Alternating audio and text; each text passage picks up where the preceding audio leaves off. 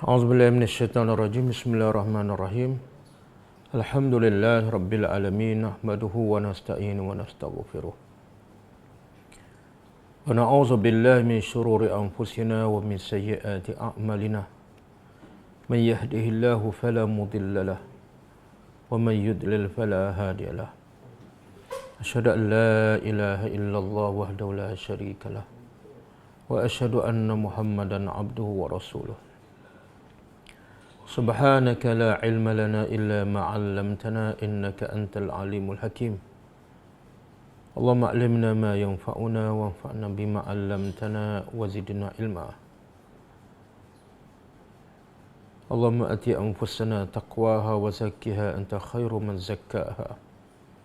Anta waliyuha wa maulaha. Rabbi yassir wa la tu'assir, Rabbi tammi bil khair, amma ba'du. InsyaAllah malam ni kita sambung tadabbur surah Al-An'am.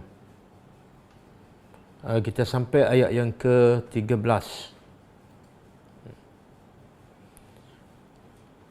Sebelum kita sambung, kita tengok antara maksud dan pengajaran ayat yang lepas dan kaitan dengan ayat hari ini.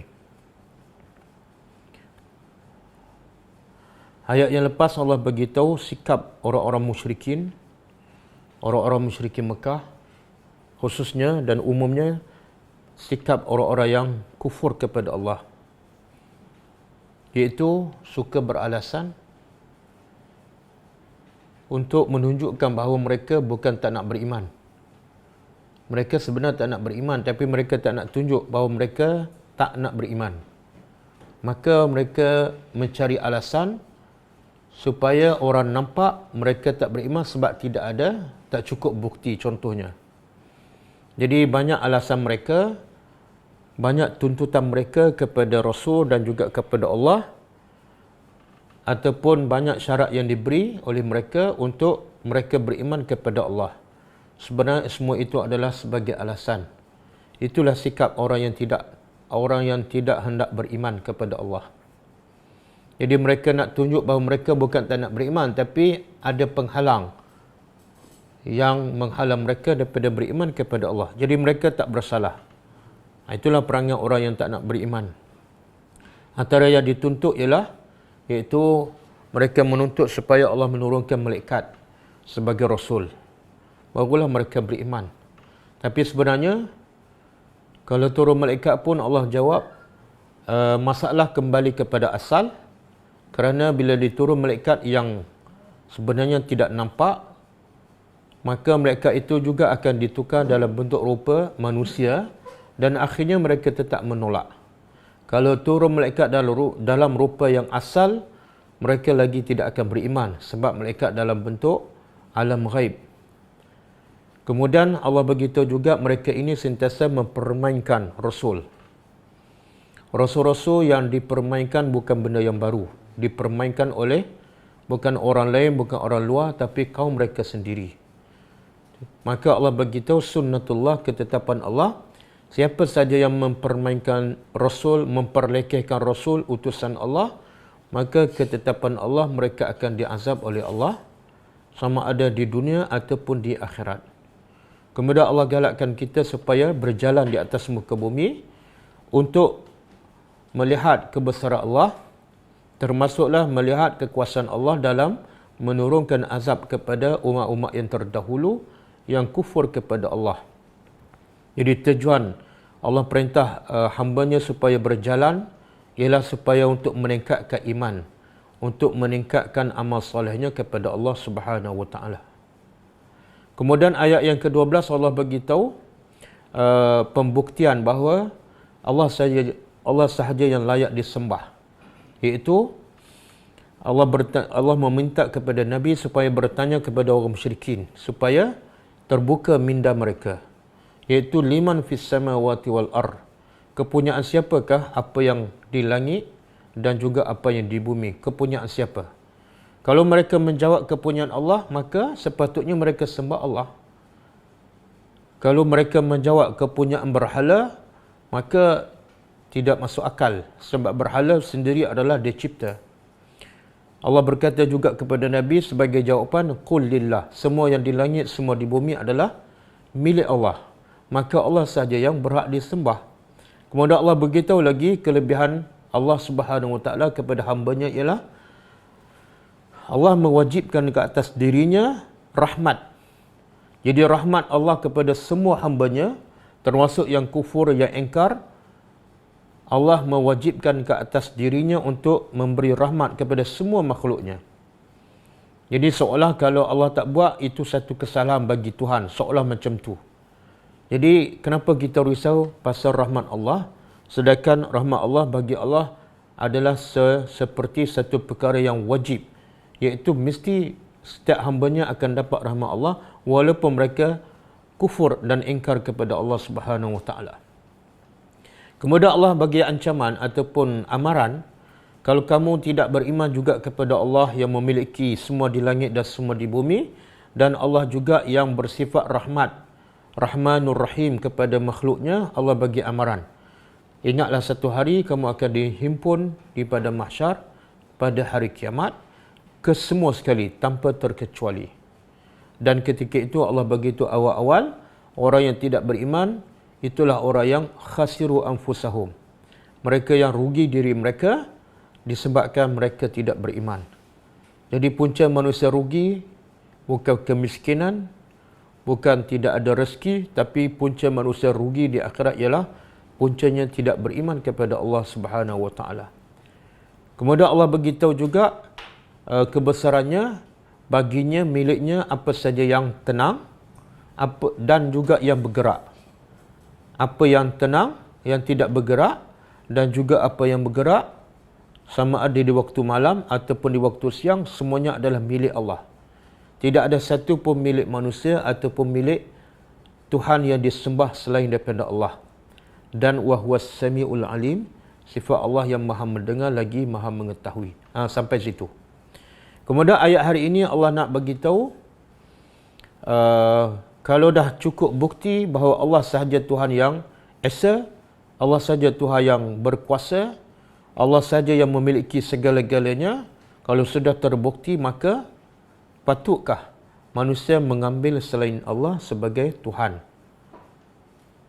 Jadi ini adalah ayat-ayat yang ada unsur-unsur dakwah, nak membuka minda manusia supaya berfikir dan supaya kembali kepada fitrah, iaitu menyembah Tuhan yang maha hebat, Tuhan yang esa. Okey, kita sambung tadabbur ayat seterusnya.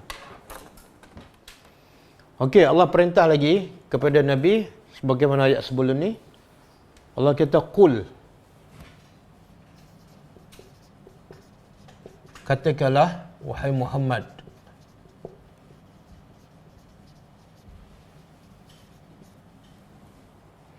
katakanlah wahai Muhammad.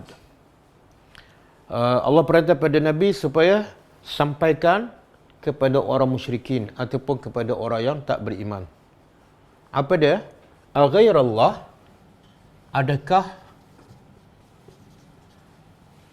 patut ghairallah, selain Allah, attakhizu waliyan,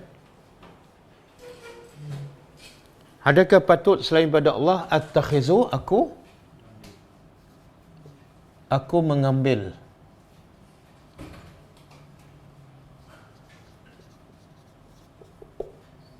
sebagai wali. Apa makna wali? Apa dia? Pelindung, penolong.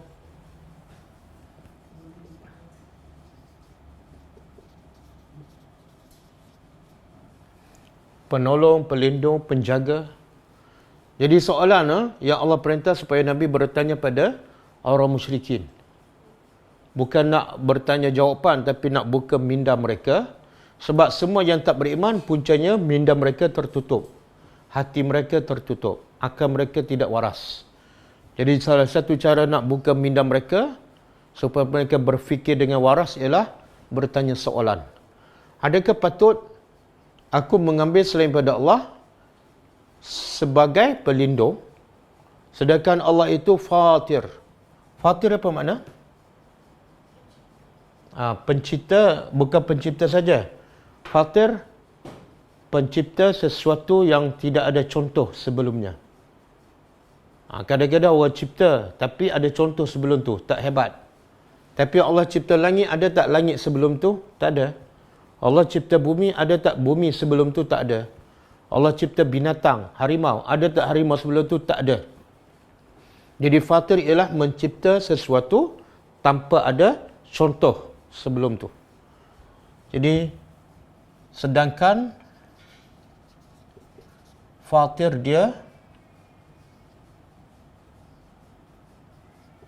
dia pencipta. As-samawat, langit, wal ard, dan bumi. Satu. Jadi bagaimana ayat ini seolah ini boleh membuka minda, iaitu kenapa mengambil yang bukan mencipta langit, yang bukan mencipta apa-apa pun. Bahkan Allah berkata dalam surah Al-Hajj, walan yakhluqu dzubaba. Mereka nak cipta lalat pun tak boleh. Maka kenapa kamu menjadikan yang tak boleh mencipta sebagai wali, sebagai pelindung? Kan? Kita nak cari pelindung mestilah yang hebat, yang kuat, yang boleh mengalahkan segala-galanya. Barulah layak jadi pelindung kita. Macam kita nak ambil bodyguard kita kan? Kita pilih yang macam mana? Bodyguard kita yang macam mana kita pilih ni? Yang lembek, yang kurus, yang kaki cacat? Tak. Pasti kita ambil yang lebih kuat daripada kita kan? Barulah layak jadi pelindung. Jadi patut tak aku ambil selain daripada Allah sebagai pelindung, sedangkan Allah pencipta langit dan bumi, dan ayat sebelum ni semua yang di langit dan semua di bumi dia adalah pemiliknya. Okey. Jadi ini antara bentuk cara kita berdakwah kepada non-Muslim. Apa dia? Itu bagi soalan. Siapa yang mencipta langit dan bumi? Dia akan jawab Allah. Bila Allah yang mencipta langit dan bumi, makna langit itu satu makhluk yang terbesar, yang terhebat, yang kita nampak. 7 lapis tanpa tiang. Makna penciptanya lagi hebat. Jadi logiknya kita sembah yang terhebat. Jadi kenapa nak sembah benda yang langsung tak ada kelebihan? Inilah mesej dakwah yang disampaikan oleh pendakwah dalam surah Yasin kepada non-Muslim. Apa kata dia? Ini mesej yang disampaikan oleh pendakwah kepada non-Muslim dalam surah Yasin. Allah kata apa? Dalam ayat berapa? Ayat 20 kan? وَجَاءَ مِنْ أَقْصَى الْمَدِينَةِ رَجُلٌ يَسْعَى قَالَ يَا قَوْمِ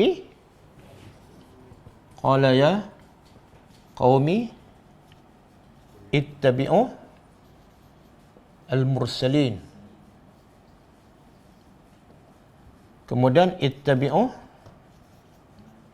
man la yas'alukum ajra wa hum muhtadun. Kemudian wa ma liyala a'budu allazi fatarani wa ilaihi turja'un. Mungkin ramai orang bertanya apa mesej yang pertama yang sepatut kita sampaikan kepada non-Muslim. Inilah sebab lelaki dalam surah Yasin berdakwah kepada non-Muslim kali pertama. Apa yang disampaikan? Qala ya qaumi, dia berkata wahai kaum aku. Jadi bila nak berdakwah kepada non-Muslim, bahasa tu kena mesra, ya qaumi. Kan, walaupun kaum lelaki ni bukan beriman, tapi dia tetap sandarkan kaum tu kepada aku. Wahai kaumku. Kemudian, mesej dakwah apa dah? Ittabi'u, ikut Rasul. Bukan ikut parti. Bukan ikut jemaah, bukan ikut NGO. Bukan ikut pendakwah. Tapi kena ikut Rasul. Kalau ikut pendakwah, tempang Islam. Kalau ikut parti, ikut jemaah, lagi tak nampak keindahan Islam. Tapi kalau ikut Rasul, mesti lengkap. Sebab Rasul tidak bercakap melainkan wahyu. Kemudian, apa lagi kelebihan Rasul? Kenapa kena mursalin ni apa makna dia? Apa makna mursalin? Ha? Orang yang diutuskan. Ada mesej tu. Kenapa kena ikut dia? Kenapa kena ikut dia? Sebab dia diutuskan. Dia tak memandai-mandai. Apa yang dia sampai daripada Allah. Kadang-kadang orang tu bercakap ikut pendapat dia. Tak wajib ikut. Lepas tu kata Imam Malik apa dia? Imam Malik ketika mengajar dekat Masjid Nabawi dan dekat sebelah dengan kubur Nabi SAW, kullu kalamin nas yu'khaz wa yutrak. Semua kata-kata manusia boleh diambil dan boleh ditinggalkan. Illa qawli sahibi hazal qabri. Kecuali kata-kata tuan punya kubur ni. Kata-kata tuan punya kubur iaitu Nabi Muhammad SAW, tak boleh kamu nak sewenang-wenang tolak. Wajib kamu terima. Sebab apa? Sebab dia diutus daripada Allah Subhanahu Wa Taala. Kemudian, apa lagi kelebihan Rasul yang sepatut kita ikut? Apa kelebihan dia? Ittabi'u man la yas'alukum. Ikutlah Rasul yang sifatnya apa? Ikhlas. Satu, dia diutus oleh Allah, dia tak memandai-mandai. Yang kedua, dia ikhlas. Apa bukti dia ikhlas? Ikhlas kerana Allah dan tak ada kepentingan. Apa bukti? La yas'alukum ajra. Dia tidak pernah meminta upah. Kalau dia minta upah, dia tak ikhlas. Kan? Sebab itulah sifat pendakwah kena jangan letakkan harga, jangan letakkan syarat. Bila letakkan harga, letakkan syarat, itu bukan pendakwah. Itu penceramah. Kemudian wahum muhtadun, dan para rasul ni adalah mereka yang sentiasa dapat hidayah. Jadi kenapa tak nak ikut? Kemudian ada bukan minda kaum yang kufur yang menjadi mad'u dia. Apa dia? Wa ma liyala. Ini message yang sepatut kita sampai kepada non-muslim di peringkat awal. Bukan minda mereka. Apa dia? Wa mali. Kenapa? Apa makna wa mali?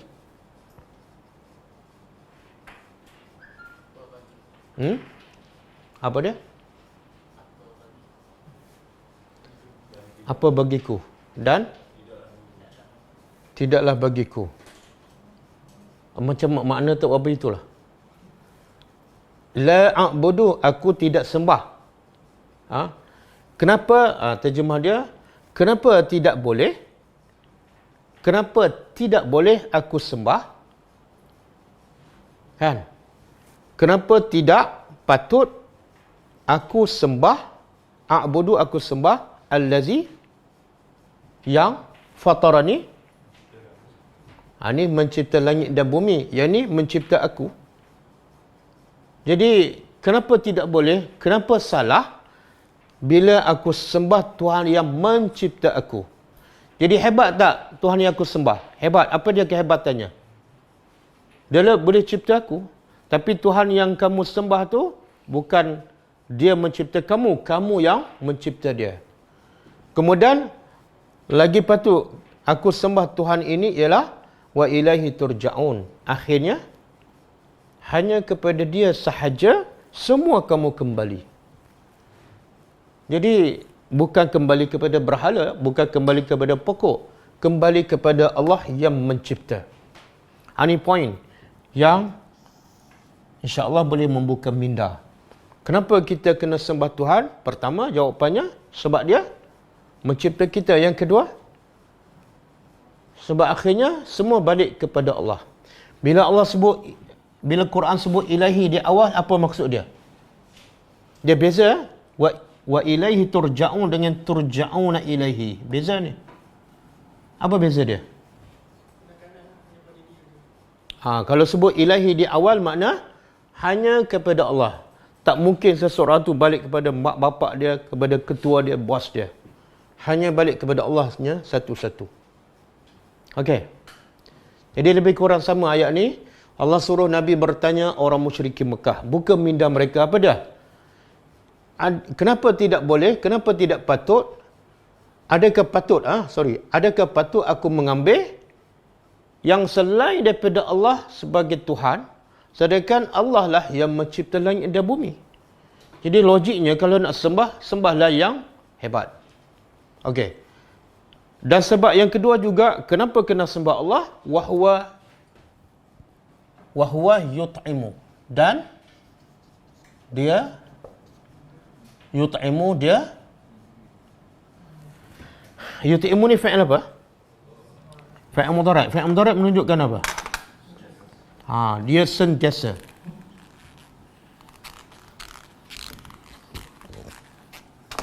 Dia sentiasa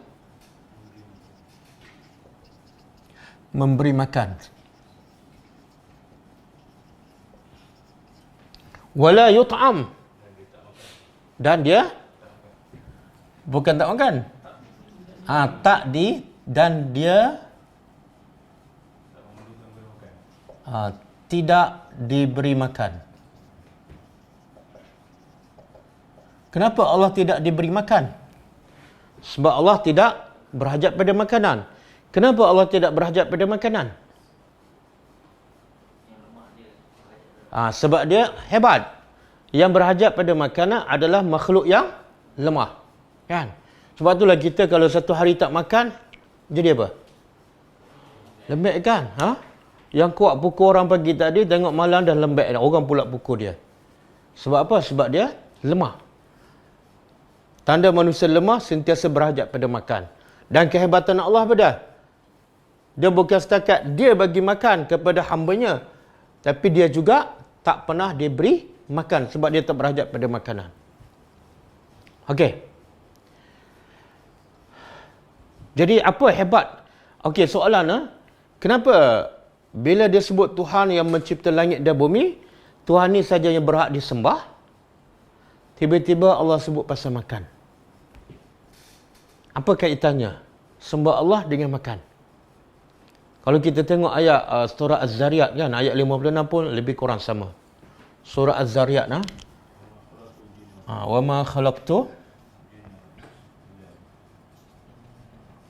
wa ma khalaqtul jinna wal ins illa liya'budun. Lepas tu Allah sebut apa? Wa ma uridu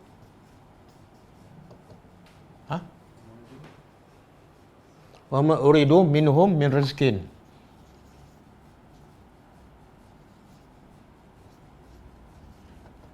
Kemudian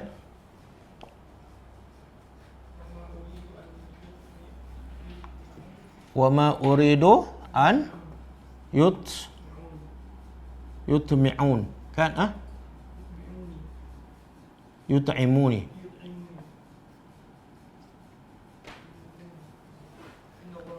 Innallaha huwar razzaq.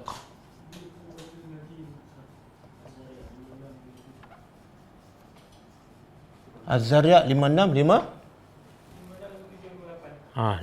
sampai 58.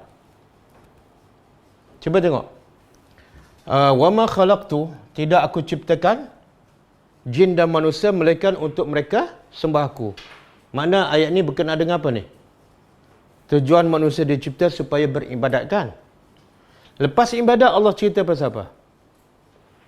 Wa ma uridu minhum min rizqin. Aku tidak mahu pun daripada manusia yang aku minta sembah aku tu, aku tak mahu pun daripada mereka rezeki.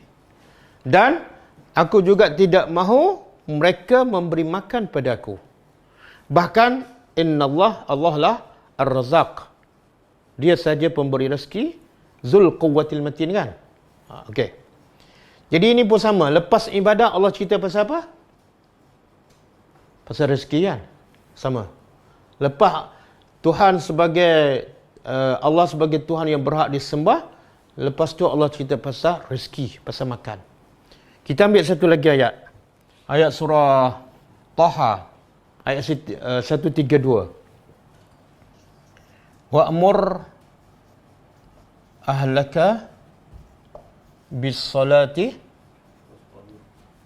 wastabir 'alaiha. Kemudian la nas'aluka rizqa. Kemudian nahnu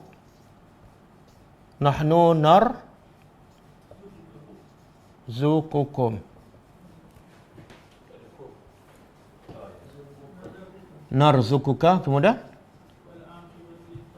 wal aqibatu.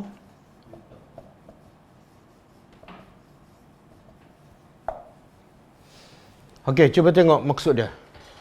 Allah perintah wa'mur ahlaka bis-salah. Suruhlah ahli keluarga kamu salat. Solat tu ibadat kan? Ini secara umum ibadat umum lah, tapi dalam banyak ibadat yang paling utama solat. Kemudian Allah kata sabarlah. Bila nak suruh anak, suruh keluarga kita salat, satu perkara yang sukar. Maka kewajipan lepas suruh solat, kewajipannya ialah sabar. Lepas tu Allah cerita pasal apa? La nas'aluka rizqa. Kami tak minta kepada kamu rezeki. Bahkan nahnu, kami yang bagi rezeki pada kamu. Dan kesudahannya adalah untuk orang yang bertakwa. Okey, 3 ayat saya bagi contoh. Lepas cerita pasal ketuhanan, cerita pasal ibadat, cerita pasal solat, Allah cerita pasal rezeki. Allah cerita pasal makan. Kenapa? Apa kaitan ibadat dengan makan?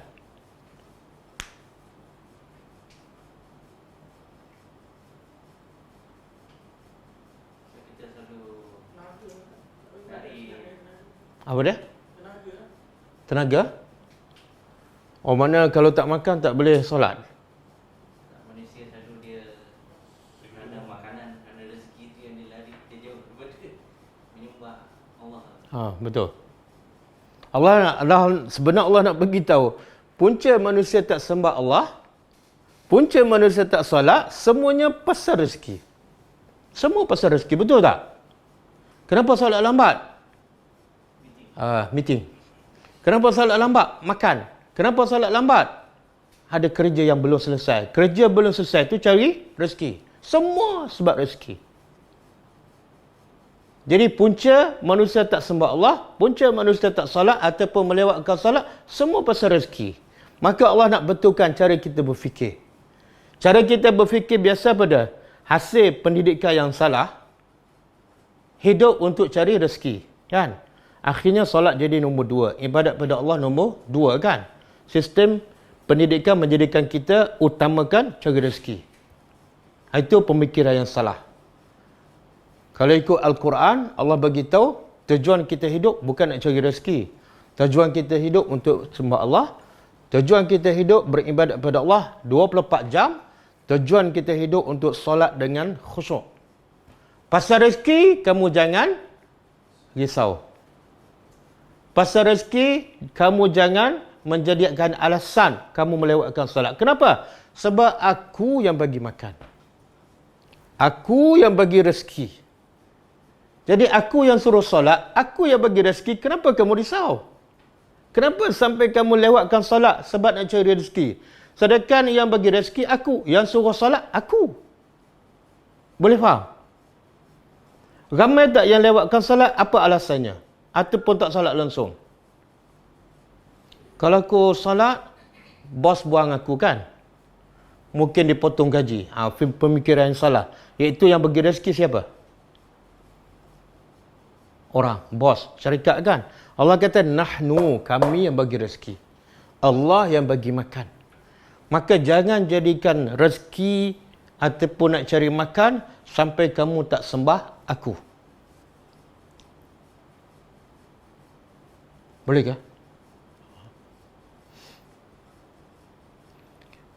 Mungkin susah kita nak jumpa. Ataupun mungkin tak ada orang yang melewatkan kerja sebab solat. Faham tak? Kenapa lewat kerja saya solat? Kenapa lambat cari rezeki? Sebab beribadat pada Allah. Ada tak? Yang banyak ialah kenapa lambat solat? Sebab cari rezeki.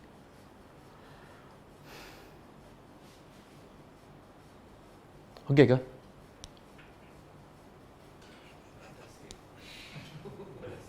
Apa dia? Pedas. Saya nak bagi pedas banyak sikit. Sebab itulah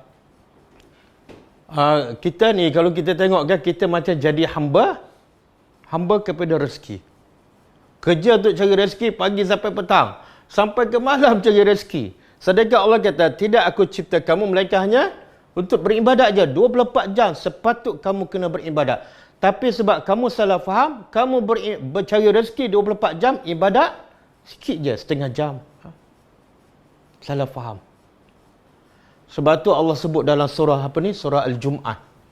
Allah kata apa? Ya ayyuhallazina amanu iza nudiya lis-salati yaumal jum'ati fas'au. Wahai orang beriman, bila dilaungkan azan, buat apa? Segera pergi solat. Okey? Lepas solat, Allah kata apa? Fa iza qudiyatis salah itu sebelum tu. Fa iza qudiyatis salah fantashiru fil ardi. Satu. Yang kedua, wabtaghu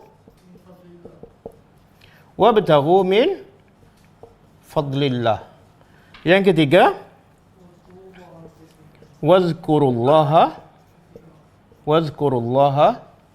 katsira. Last kali Allah kata apa?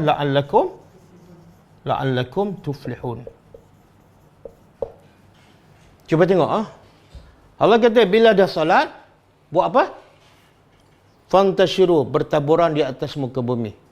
Buat apa ni bertaburan? Wabtaghu, carilah min fadlillah. Allah kata, Allah tak kata cari rezeki, cari fadlillah, anugerah Allah. Bila anugerah tu, bila rezeki tu kepunyaan Allah, kena ikut peraturan Allah. Apa dia? Wazkurullaha katsira. Dalam kamu mencari rezeki, jangan lupa ingat Allah banyak-banyak. Allah tak kata wazkurullah saja, tapi ada katsira. Masa bekerja, bila dengar lawan azan, Allah kata fas'au ila zikrillah. Ada tak fas'au ila zikrillahi katsira? Tak ada. Masa Allah perintah pergi solat, Allah kata segera kepada solat ataupun mentaati Allah. Tapi tak ada sebut katsira. Tapi bila mencari dunia, Allah sebut tak? Ingatlah Allah katsira. Kenapa? Kenapa ada satu zikrullah, yang kedua katsira? Apa dia? Kenapa? Yang banyak kena?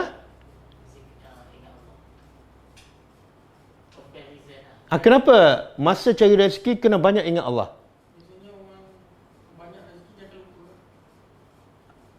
Dia biasa dia lupalah. Jawapan pertama, sebab aku ciptakan kamu hanya untuk beribadat. Bila kamu cari rezeki lupa Allah, kamu dah lupa tujuan kamu. Ibadat tak boleh dipisahkan. Bahkan masa cari rezeki inilah kena ingat banyak-banyak. Kenapa? Sebab biasanya manusia paling lupa Allah bila cari dunia. Betul kan? Yalah, dalam solat pun ingat Allah. Kalau lepas solat, tengah-tengah berniaga, lagi lupa Allah. Maka Allah pesan, ingat, kamu cari rezeki Allah, maka jangan lupa pada dia. Ingat banyak-banyak masa cari rezeki. Jadi, cari rezeki tak boleh dipisahkan daripada beribadat pada Allah. Barulah tujuan kamu dicipta lengkap, iaitu hanya untuk beribadat pada Allah. Dan barulah Allah kata apa? La'allakum moga kamu berjaya. Maknanya syarat nak berjaya apa dia? Syarat nak berjaya, pergi cari rezeki. Jangan duduk kat rumah. Kalau duduk kat rumah, belum berjaya. Saya tawakal kepada Allah. Ada rezeki adalah, tak ada, tak akan berjaya. Kemudian yang kedua, cari rezeki Allah, mana halal. Yang ketiga, dalam mencari rezeki, jangan lupa Allah sama sekali. Barulah berjaya. Tapi ramai yang cari apa? Nombor satu dia buat. Nombor dua, dia buat. Nombor tiga, betul kan? Kadang-kadang tengah cari rezeki, dia solat lambat. Jadi orang ni tuflihun tak? Berjaya ke tak? Tak. Dan kita tahu tak antara sebab penghalang rezeki? Sebab rezeki tak datang. Kalau datang pun tak ada keberkatan. Apa dia antara sebabnya?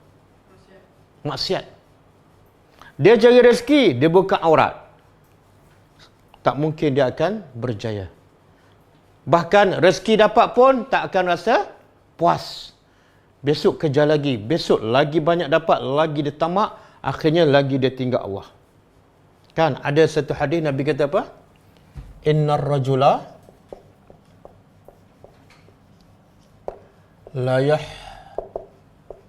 la yahruma minar rizqi bizambin yusibuhu.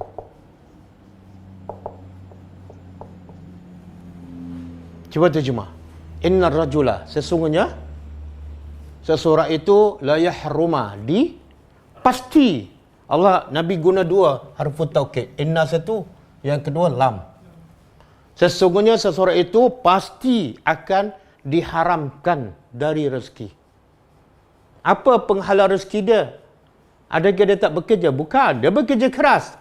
Tetapi bizambin, dengan sebab dosa yusibuhu yang dia lakukan. Keluar kerja pagi, buka aurat 24 jam. Keluar kerja tapi tak solat. Maka rezekinya diharamkan. Ustaz, macam mana haram? Saya naik pangkat, gaji semakin banyak. Tak. Rezeki bukan hanya duit sahaja. Rezeki yang paling mahal ialah apa dia? Iman. Rezeki yang paling mahal ialah rahmat Allah. Kan? Sebab tu kita tahu tak kisah Nabi Yusuf AS.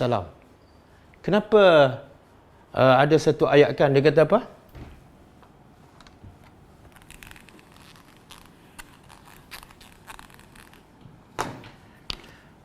Rabbi as-sijnu. Surah Yusuf ayat 33 kah? Cuba tengok. Rabbi as-sijnu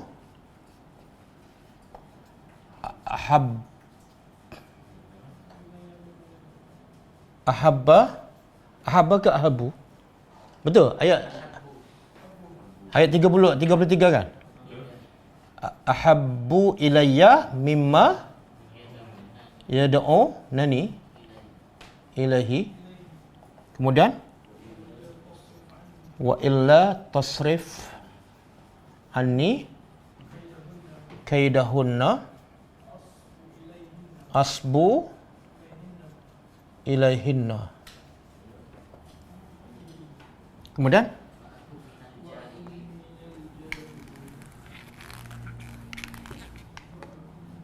wa akun minal jahilin.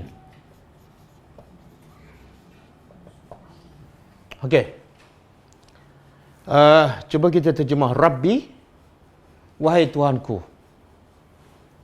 Nabi Yusuf mengadu pada Allah, berdoa pada Allah, wahai Tuhanku, as-sijnu, penjara, ahabbu ilayya, lebih aku cinta. Penjara ni apa kelebihan dia? Apa kelebihan penjara? Siapa ada pengalaman? Ha? Apa dia? Oh, okey, tak apalah, cerita je.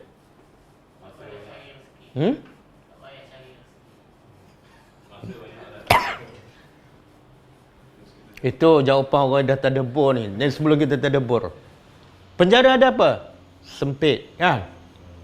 Tak ada kemudahan. Tandas tak ada, dapur tak ada, peti ais tak ada, bilik pun tak ada, katil pun tak ada, mungkin tilam pun tak ada. Tak ada kawan, kan? Tak boleh jumpa keluarga, kan? Satu tempat yang semua orang tak nak masuk. Tiba-tiba Yusuf kata apa? Penjara lebih aku cintai. Jadi apa yang menjadikan Nabi Yusuf cinta pada penjara yang sempit, yang tak ada apa kemudahan, terpisah daripada kehidupan luar?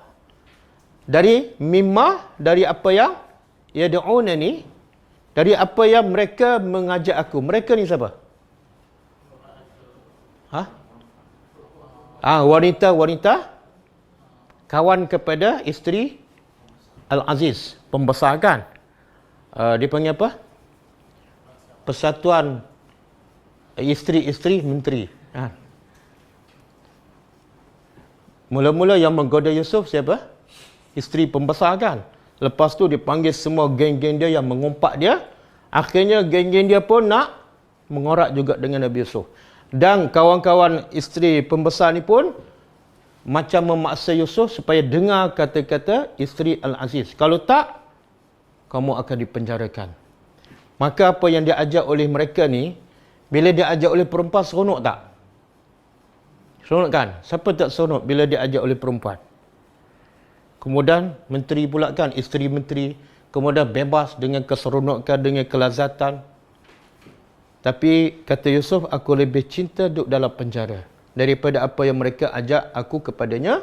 Dan Nabi Yusuf berkata, wa illa tasrif anni, sekiranya engkau wahai Tuhan tidak palingkan aku daripada tipu daya mereka. Tengok sifat tawaduk Nabi Yusuf. Dia tak kata sebab iman aku kuat, tak. Dia kata sebab engkau ya Allah, kalau engkau tak palingkan aku daripada mereka, apa jadi? Asbu ilaihinna. Asbu makna aku pasti condong kepada wanita-wanita tu. Yalah, kalau kita baca kisah ketika isteri pembesar nak goda Nabi Yusuf dah ada sikit-sikit terpengaruh kan. Wahamma ilaiha. Itu baru seorang. Kalau ramai, kata Nabi Yusuf, kalau engkau tak halang aku akan terpengaruh kepada mereka. Dan aku akan menjadi orang yang jahil. Apa maksud jahil di sini?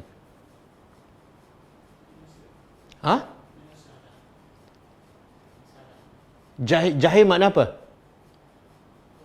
Jahil lawan dia apa? Alim lah. Jadi apa maksud Nabi Yusuf ni?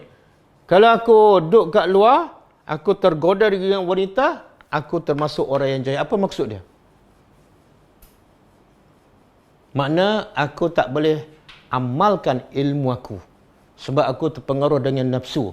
Jadi aku macam orang jahil lah, macam orang tak ada ilmu. Okey. Boleh ke? Jadi sekarang, apa yang menakutkan Nabi Yusuf? Tak dapat makan, tak dapat seronok ataupun apa? Dosa. Yang Nabi kata, dosa adalah penghalang rezeki. Dosa penghalang rahmat Allah. Boleh ke?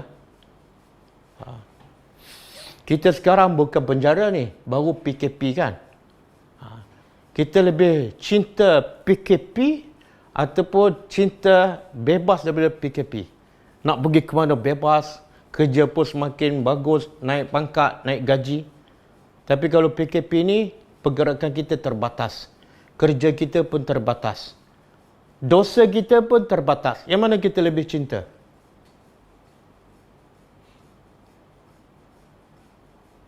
Yang bekerja lah, kita orang tak bekerja.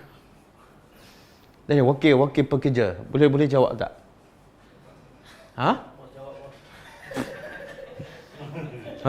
Asyarah jawab. Masa bukan PKP, income kita bertimbul-timbul kan. Bila PKP ni, surut. Tak boleh pergi ke mana kan. Rumah, office bola. Rumah, office bola. Tengok muka sama, tempat yang sama. Gaji tak naik. Income tak bertambah. Okey, mana lebih anda cinta, wahai Ashraf? Tak, Ashraf ramai. Ashraf ada Suki pun Ashraf juga.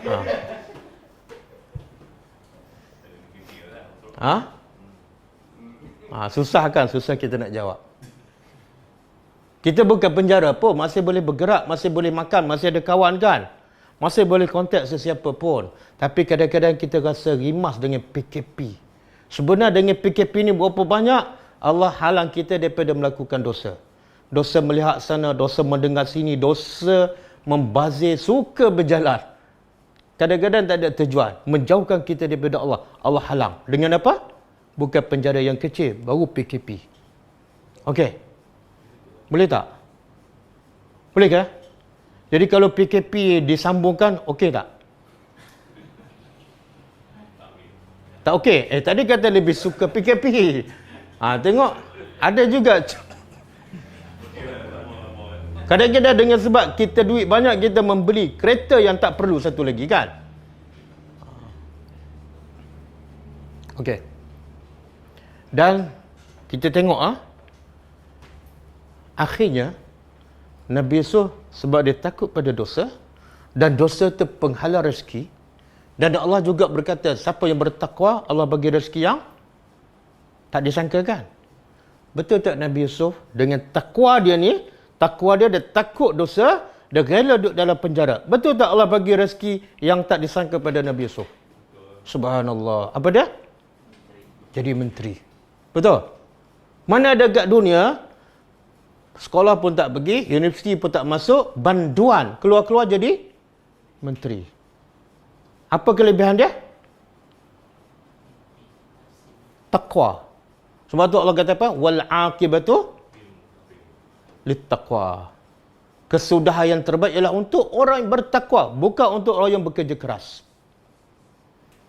Kan, kita bebas bekerja kan, macam-macam, gaji pun besar, tapi tak pernah jadi menteri pun. Calon menteri pun tak ada. Betul?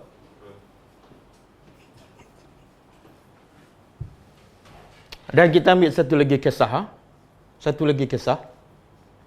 Kisah Ashabul Kahfi. Cuba buka ayat 16. Ayat 16.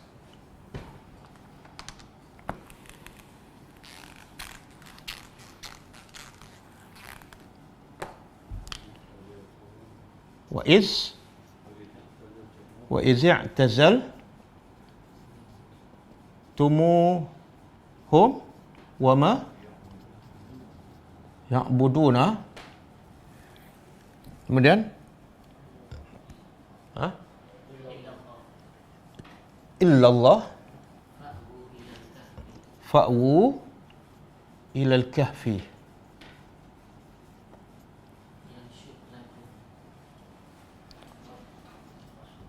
yanshur lakum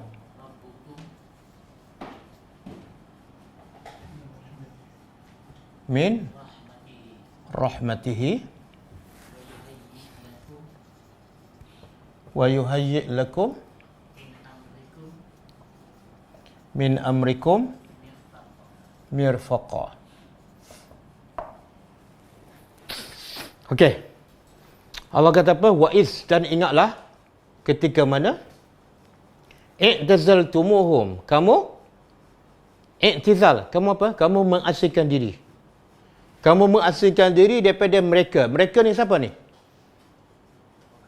Kamu ni Ashabul Kahfi. Mereka siapa? Masyarakat lah. Masyarakat dia dan rakyat. Rakyat yang kufur kepada Allah. Pemuda Kahfi mengasingkan diri. Dan kamu juga pemuda Kahfi mengasingkan diri daripada apa? Wa ma ya'budun. Apa yang mereka sembah. Kamu tak sembah berhala yang mereka sembah. Illallah. Kecuali Allah sahaja yang kamu tak asingkan diri. Yang lain semua kamu mengasingkan diri kamu. Maka Allah kata apa? Fa'wu ilal kahfi. Pergilah ke gua. Makna bila pergi ke gua dia tinggal semua tak? Apa yang dia tinggal? Harta, rumah, kawan-kawan semua tinggal. Dan gua dengan penjara mana lebih baik?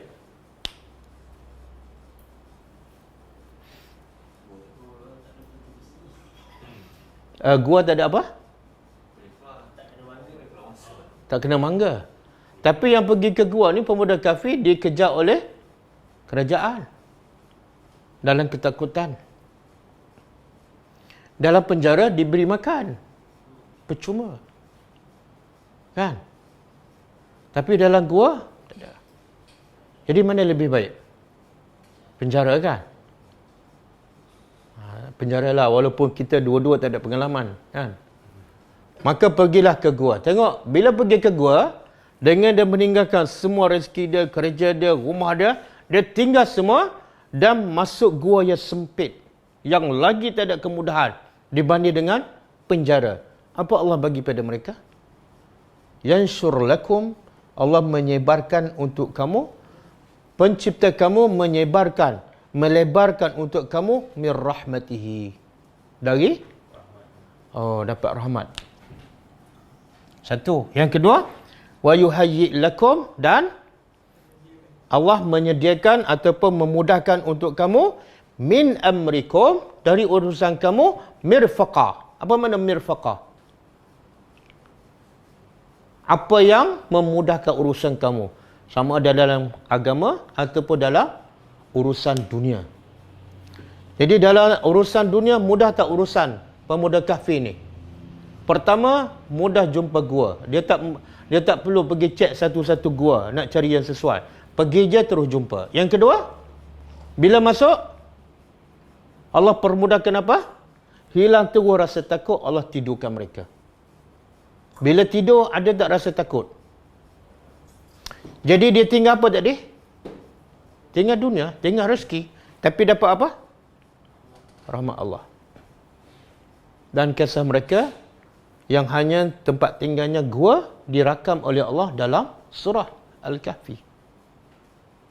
Boleh? Jadi sepatut matlamat orang beriman apa dah? Rezeki ke rahmat? Rahmat. Tapi ramai yang cari rezeki, lupa nak cari rahmat Allah. Bahkan kerana rezekilah jadi penghalang untuk dia dapat rahmat Allah. Okey? Jadi mintalah yang paling baik dalam hidup kita, sebagaimana yang diminta oleh pemuda kahfi. Apa doanya? Rabbana atina min ladunka rahmatan wa hayyi' lana min amrina rasyada. Dua-dua yang dia minta, dua-dua Allah bagi. Dia tak minta rezeki. Sebab dia tahu, kadang-kadang dengan sebab rezeki, manusia tak sembah Allah. Manusia semakin jauh daripada Allah. Tapi dengan sebab rahmat, manusia dekat pada Allah dan rezeki terjamin. Okey?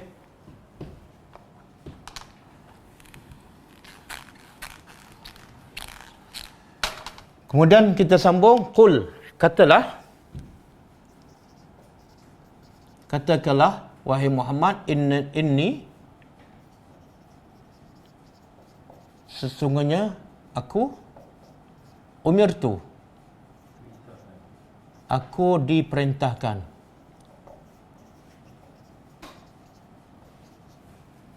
an akuna, untuk menjadi awwal apa dia?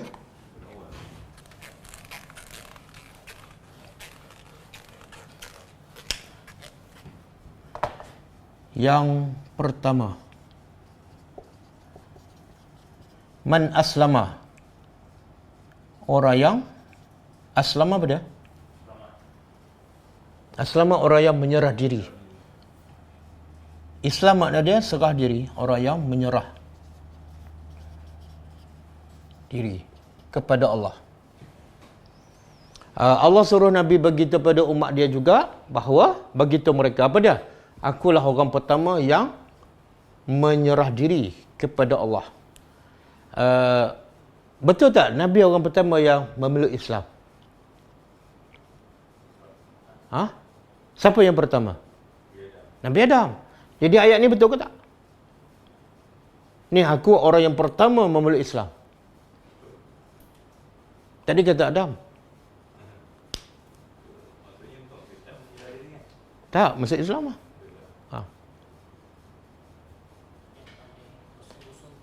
Apa dia?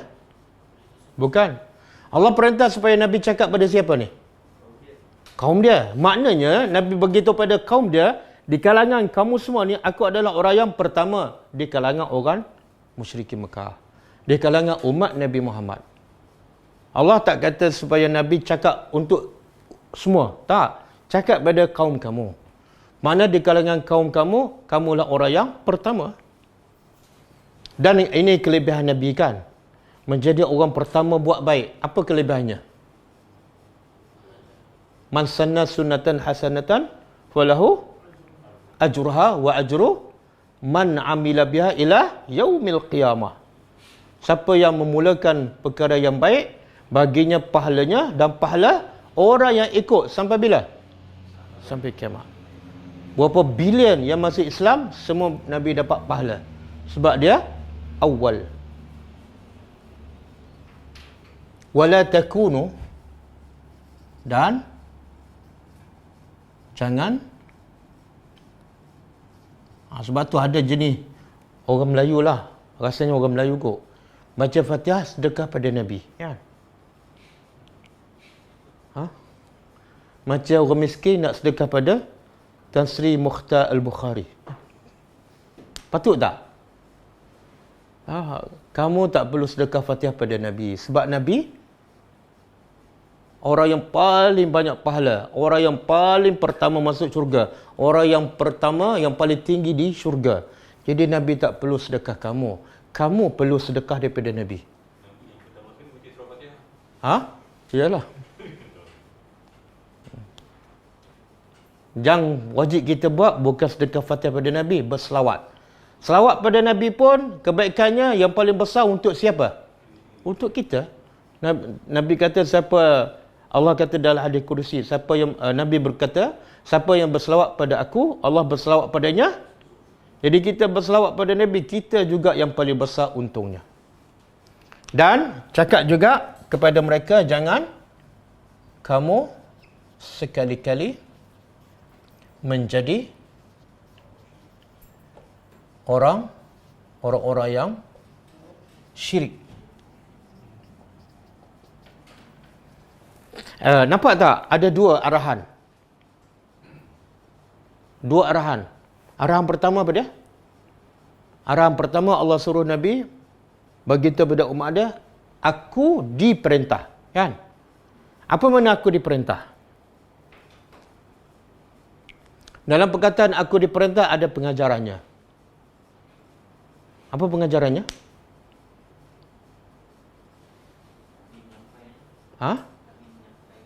Walaupun dia Rasulullah, tapi dia tetap tertakluk kepada perintah Allah. Nabi tak kata aku perintah kamu, tak. Aku sendiri diperintah oleh Allah. Jadi Nabi betul-betul tak boleh buat apa-apa kecuali kena ikut perintah Allah. Jadi kita pula pandai-pandai, memandai-mandai, ya, buat apa saja amalan, buat apa saja syariat. Sedangkan Nabi sendiri pun tertakluk kepada perintah Allah. Kalau kita kait dengan kisah apa ni, kisah dalam surah Al-Mujadilah, kan ada wanita kan yang diziharkan oleh suami dia. Nama dia apa dah? Khawlah binti Sa'labah kan. Dia cerita masalah dia kepada Nabi, tapi dia mengadu pada siapa? Wa tashtaki ila Allah. Dia mengadu pada Allah. Dua benda yang berbeza. Satu cerita masalah, yang kedua mengadu. Cerita pada Nabi tapi mengadu pada Allah. Ulama mengatakan, kenapa wanita ni walaupun dia orang tua, walaupun dia orang miskin, orang biasa, tapi dia tak mengadu pada Nabi. Nabi depan dia. Nabi depan dia, Rasulullah. Kenapa tak mengadu depan Rasulullah? Sebab akidah mengajar dia, kalau nak mengadu Allah saja. Sebab Allah yang mampu menyelesaikan masalah dia. Nabi tak boleh. Maka sebab itu daripada kisah ni ulama mengatakan, kenapa kita nak pergi berdoa kepada Nabi di kubur Nabi? Minta Nabi bantu kita sampaikan doa. Sedangkan Khawlah ni, masa Nabi hidup pun dia tak minta pada Nabi. Dia tetap minta pada Allah. Walaupun Nabi masa tu hidup. Apatah lagi kalau Nabi mati. Boleh faham? Mana akidah kita dah bercelaru. Lebih baik akidah seorang wanita yang tua, yang miskin. Mantap. Bila nak mengadu, dia direct kepada Allah. Okey? Kemudian, qul. Katakanlah. Inni sesungguhnya. Saya nak sebut tadi ni. Ada dua benda kan. Satu, aku diperintah supaya serah diri pada Allah. Makna apa ni? Ni man aslama, makna dia tauhid, mentauhidkan Allah. Yang kedua, tidak mensyirikkan Allah. Apa dia? Tidak syirik. Makna apa ni? Ikhlas. Dua ni unsur yang penting. Ada orang dah serah diri pada Allah, tapi ada juga unsur-unsur riak. Sebab tu kena kembangkan dua. Satu, serah diri, ikut Islam. Yang kedua, jangan ada unsur-unsur syirik kepada Allah. Jadi satu, tauhidkan Allah. Yang kedua, ikhlas. Okey, kemudian sesungguhnya aku akhafu. Aku takut. In asaitu, sekiranya asaitu apa dia? Aku derhaka ataupun aku ingkar. Rabbi, penciptaku, azaba yaumin azim. Azab pada hari yang azim, yang besar. Apa maksud ayat ni? Apa message ataupun yang tersembunyi? Semua Allah perintah pada Nabi ni. Daripada sini lagi. Qul. Ayat yang ke-15 ni apa maksud dia?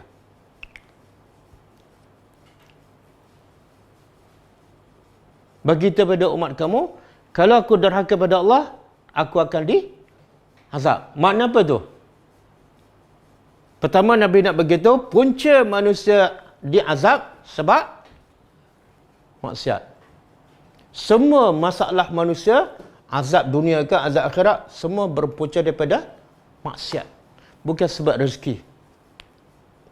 rezeki. Satu. Yang kedua, Nabi nak beritahu, kalau aku sendiri, walaupun aku Rasulullah, aku derhaka, aku tetap akan diazab oleh Allah. Jadi kalau kamu, Rasulullah pun bukan, sahabat pun bukan, buat maksiat, lagi akan diazab. Jadi takutlah. Takut apa? Takut apa ni? Takut buat maksiat. Ada orang takut azab, tapi berani buat maksiat kan? Berhentilah buat maksiat, sebab punca azab adalah maksiat. Kemudian, man yusraf. Man, siapa yang yusraf apa dia? Bukan. Ini sad, bukan sin. Dipalingkan. Siapa yang dipalingkan? Anhu, darinya. Dipalingkan darinya. Dari apa ni? Azab. Siapa yang dipalingkan ataupun diselamatkan daripada azab, yauma izin, pada hari itu, faqad rahimahu, maka sesungguhnya rahimahu apa dia? Dia, iaitu Allah, merahmatinya. Subhanallah. Jadi manusia yang dapat rahmat Allah, siapa? Siapa yang dirahmati Allah? Ni. Allah tak kata siapa yang diberi rezeki banyak, dia dapat rahmat Allah. Tak. Berapa ramai yang rezeki banyak, dia diazab oleh Allah. Seperti siapa? Qarun. Jadi manusia dapat rahmat Allah, buktinya, tandanya bila di akhirat besok. Kadang-kadang kita tengok sihat walafiat, hidup senang, belum tentu dia dapat rahmat Allah. Macam pemuda kafir tadi kan, dapat dah rahmat Allah, tapi hidup dia simple dalam gua aja. Sebab apa? Sebab dia orang bertakwa. Kemudian Allah simpulkan wazalika, dan demikian itulah al-fawzu apa dia? Faza yafuzu, kejayaan ataupun kemenangan. Al-mubin, yang jelas, yang nyata. Apa ni? Kejayaan yang paling jelas. Kejayaan yang nyata apa dia? Dapat rahmat Allah. Tanda dapat rahmat Allah, selamat dapat daripada azab Allah. Bolehkah? Nampak tak? Quran memberitahu matlamat hidup kita yang paling besar dan utama. Matlamat utama kita nak selamat daripada azab je. Kalau selamat daripada azab Allah, kita dapat rahmat Allah. Bila dapat rahmat Allah, itulah penyebab manusia dapat masuk surga. Jadi jangan jadikan matlamat kita aku nak hidup senang. Jangan jadikan matlamat hidup kita aku nak gaji besar. Jangan jadikan matlamat hidup kita nak sihat wal afiah. Yang paling penting, aku selamat daripada azab Allah. Sebab itulah bila kita mendidik anak-anak, jangan letak matlamat kita ialah supaya anak kita berjaya dalam pelajaran. Jangan. Walaupun ramai yang berjaya dalam pelajaran tapi jauh daripada rahmat Allah, kan? Semakin dia berjaya, semakin dia sombong, semakin dia lupa daratan. Jadi letaklah matlamat mendidik anak supaya akhirnya anak aku selamat daripada azab Allah. Orang nak kata miskin ke, orang nak kata gagal ke, biarlah. Sebab bila di akhirat orang tak peduli dah pada anak aku. Dia sendiri akan selamatkan dirinya. Okey, boleh ha? Okey, boleh bagi laporan sikit. Pelajar yang online ni boleh bagi laporan di mana anda? Sambil-sambil type soalan.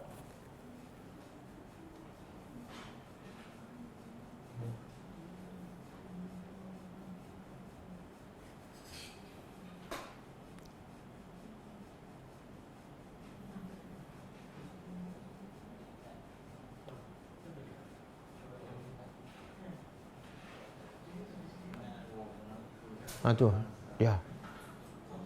Aluzal. Hilang? Kenapa boleh hilang?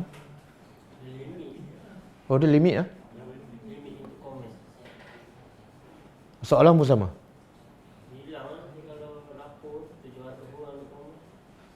Oh.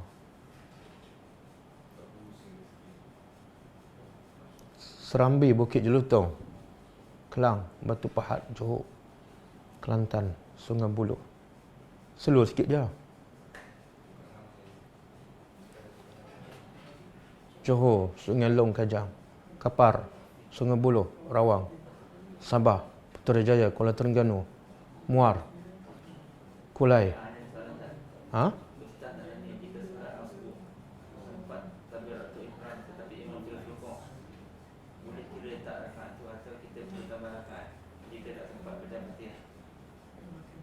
Okey, dia masbuk. Dia datang, imam dah rokok. Dia tak ada ihram, tetapi imam terus rokok. Kalau dia datang masbuk lambat dan dia angkat takbiratul ihram, imam pun terus rokok, maka wajib dia rokok bersama imam dan dia akan dapat rakaat tersebut. Nabi sebut dalam satu hadis, man adraka ar-ruku' faqad adraka ar-raka'ah. Siapa yang sempat rukuk bersama imam, dia dapat rakaat tersebut. Walaupun tak sempat baca Fatihah, hukumnya dapat satu rakaat. Yang penting sempat rukuk bersama imam. Jangan berselisih.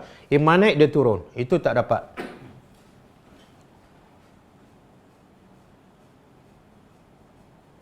Melaka, Penang. Apakah perkara pertama yang perlu kita ajak anak-anak yang berumur dalam 7 hingga 15 tahun? Perkara pertama iaitu kenal Tuhan. Nabi sebut dalam satu hadis, alimu auladakum as-salah wa hum sab'un sinin. Ajarlah anak kamu solat dalam keadaan mereka berumur 7 tahun. Tapi tak mungkin nak ajar anak solat kalau mereka tak kenal Tuhan. Macam mana mereka nak sembah Tuhan yang mereka tak kenal? Jadi asasnya ialah akidah. Sebab itulah Nabi di peringkat awal dakwah di peringkat awal di Mekah 13 tahun, apa yang Nabi tekankan? Walaupun kepada orang musyrikin, walaupun orang dah dewasa, tapi dikira macam budak-budak lah. Zero akidahnya. Maka Nabi ajak akidah. Kena Allah, yakin pada Allah, Allah saja yang berhak disembah, yakin pada hari akhirat, hidup dunia ni sebagai sementara, lepasnya akan pergi ke akhirat. Lepas tu ajar solat. Ketika umur 7 tahun. Dan yang kedua adalah sirah Nabi. Sahabat berkata, kami dia ajar sirah Nabi sebagaimana kami dia ajar sama dengan surah-surah dalam Al-Quran. Jadi sirah Nabi ataupun sunnah Nabi sama dengan Al-Quran. Sebab apa? Sebab sunnah Nabi pelengkap, penjelas kepada ayat Quran yang kadang-kadang kita tak faham. Kadang-kadang umum, maka didetailkan, dikhususkan oleh sunnah Nabi. Jadi Quran dengan sunnah tak boleh dipisahkan. Dan Nabi pernah pesan kepada Muaz bin Jabal ketika Nabi mengutuskan Muaz bin Jabal ke Yaman untuk berdakwah kepada ahli kitab. Kata Nabi, ajarlah mereka akidah, kenal Tuhan. Yang kedua, dan mereka kenal Allah, ajarlah mereka solat. Lepas mereka solat, ambillah duit daripada orang kaya mereka dan agihkan kepada orang fakir mereka, iaitu keluarkan zakat. Wallahu a'lam. Antara elak di azab dan pohon rahmat, yang mana tak minta dua-dua. Sebab tu Nabi ajar, bila di akhir solat, di tahiyat akhirkan sebelum salam, Nabi kata, bila kamu bertasyahud, lepas tu berlindunglah kepada kepada Allah daripada 4 perkara yang menjahanamkan kamu. Apa dia?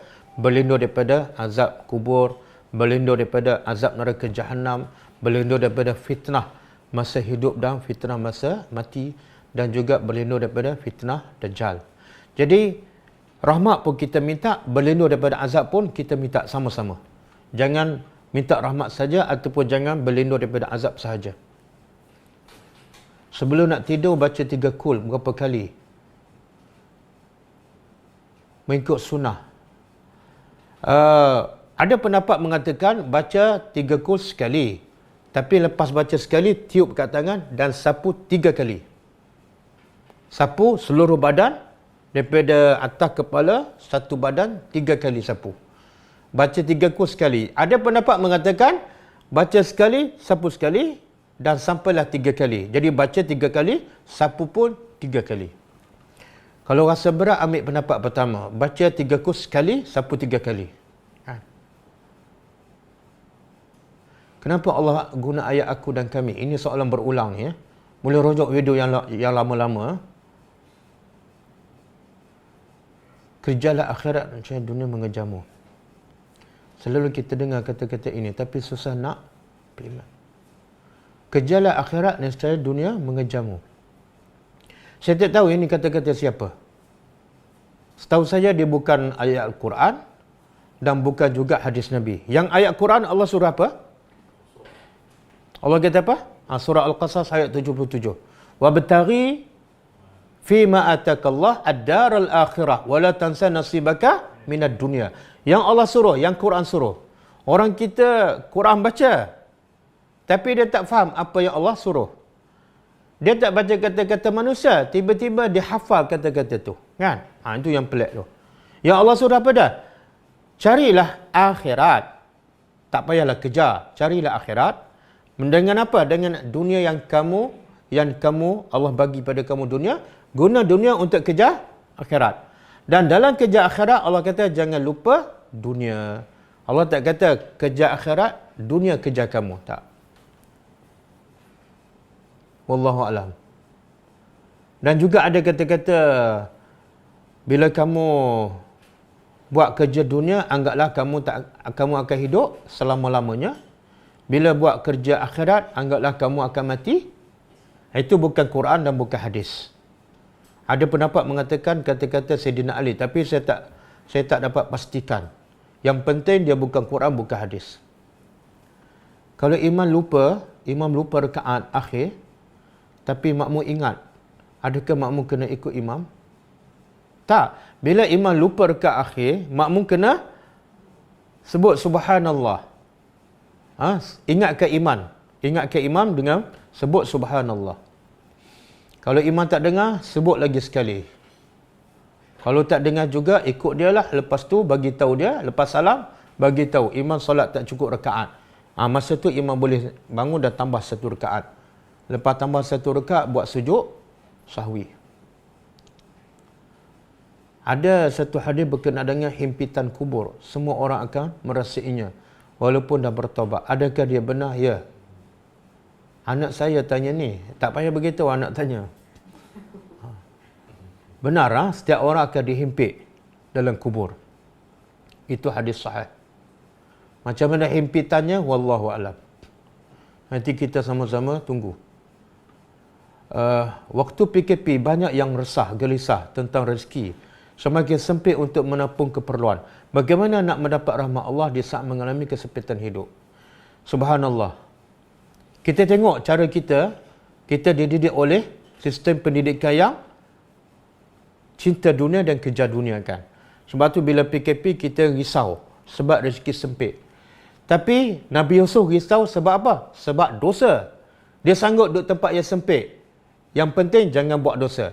Berbeza, bercanggah, berlawanan dengan cara kita. Kita takut rezeki sempit, buat dosa pun tak apa. Kita tak risau. Kadang-kadang dengan sebab tidak ada PKP, kita lagi banyak duit, lagi banyak berjalan, lagi banyak berkawan, kadang-kadang kita lagi banyak dosa. Yang tu patut kita risau. Tapi dalam masa tidak ada PKP, kita duduk ada dosa, kita tak risau. Tiba-tiba PKP, rezeki sempit, kita risau. Sebenarnya dah terbalik tu. Sepatut kita risau masa kita dalam dosa. Bila masa PKP, rezeki sempit tapi dosa kurang, bersyukurlah. Bersyukurlah. Sebab yang kita nak bawa ke akhirat bukan rezeki. Yang kita nak bawa ialah keampunan Allah. Yang kita nak bawa ialah pahala.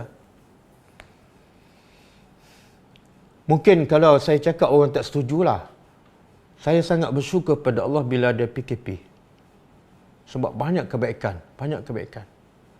Mungkin orang kata, kadang-kadang kita kata, Ustaz Sedat cakap lah, ada orang tu hilang pekerjaan. Tapi kita tengok satu sudut dia hilang pekerjaan. Tapi satu sudut kebaikan apa? Dia banyak tak buat dosa dalam keadaan PKP. Bukankah itu satu nikmat?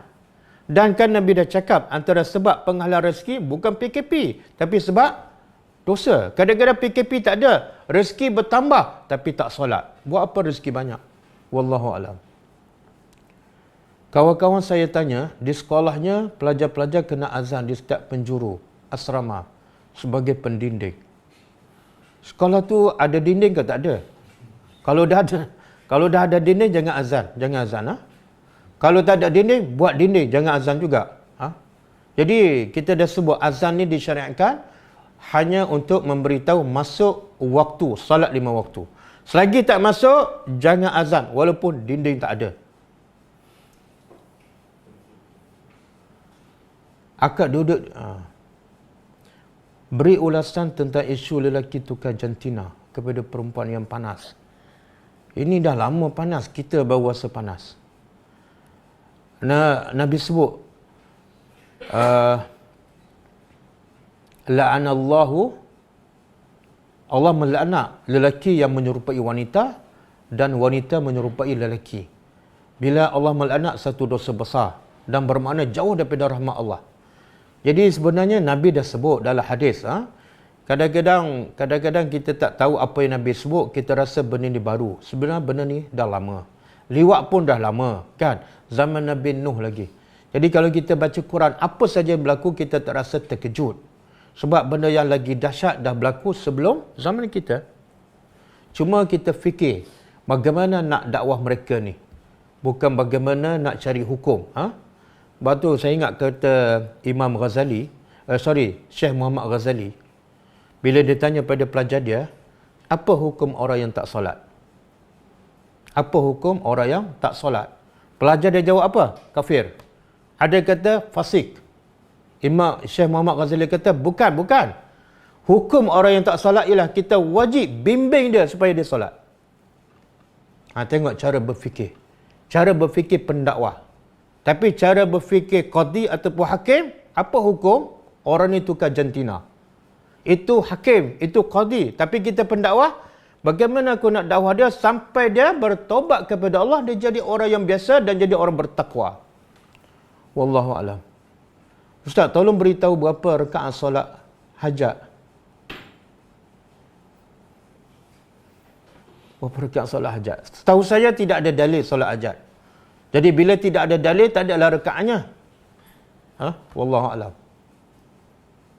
Apa beza zikir pagi petang guna sesunat al-maqsurah?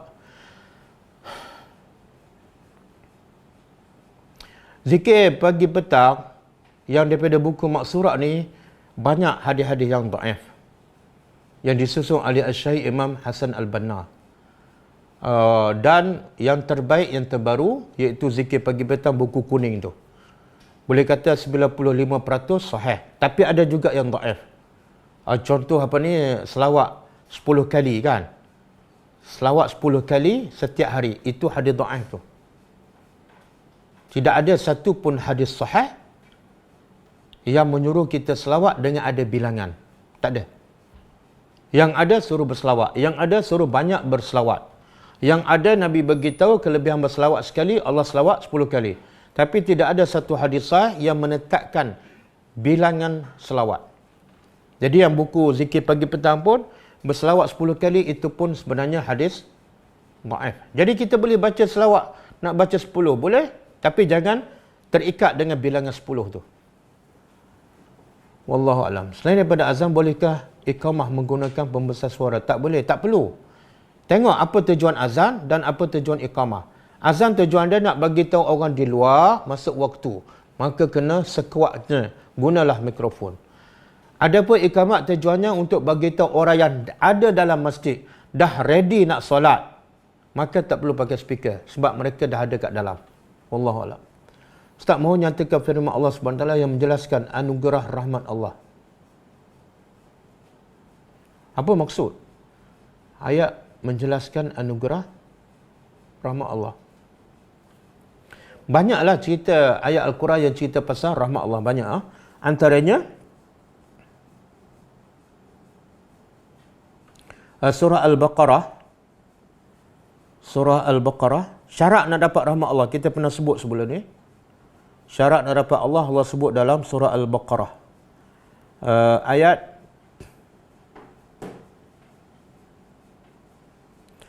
surah Al-Baqarah ayat 218. Antaranya ialah surah Al-Baqarah ayat 218. Sesungguhnya orang beriman dan orang yang berhijrah meninggalkan maksiat. Yang ketiga, orang yang berjihad pada jalan Allah. Mereka itulah yang mengharapkan rahmat Allah. Mereka yang buat tiga ni insya-Allah akan dapat rahmat Allah. Wallahu a'lam. Saya rasa gagal dalam mendidik anak. Jangan rasa gagal. Bila kita rasa gagal, kita tak akan berjaya. Tapi anggaplah kita belum berjaya, bukan gagal. Kita belum berjaya. Macam mana kita dah hukum kita gagal, sedangkan kita masih ada peluang, kita masih hidup, anak kita pun masih hidup. Kenapa kita dah hukum kita gagal? Yang sejahat tukang sihir Firaun pun masih boleh beriman. Yang bunuh 100 orang pun masih beriman. Boleh beriman. Anak Abdullah bin Ubay yang munafik, ketua munafik, akhirnya beriman. Dan anak Abu Jahal. Abu Jahal ni paling jahat kat Mekah. Tapi anaknya Ikrimah jadi sahabat Nabi. Jadi jangan cepat menghukum. Bagi motivasi pada diri sendiri. Aku bukan gagal, cuma belum berjaya.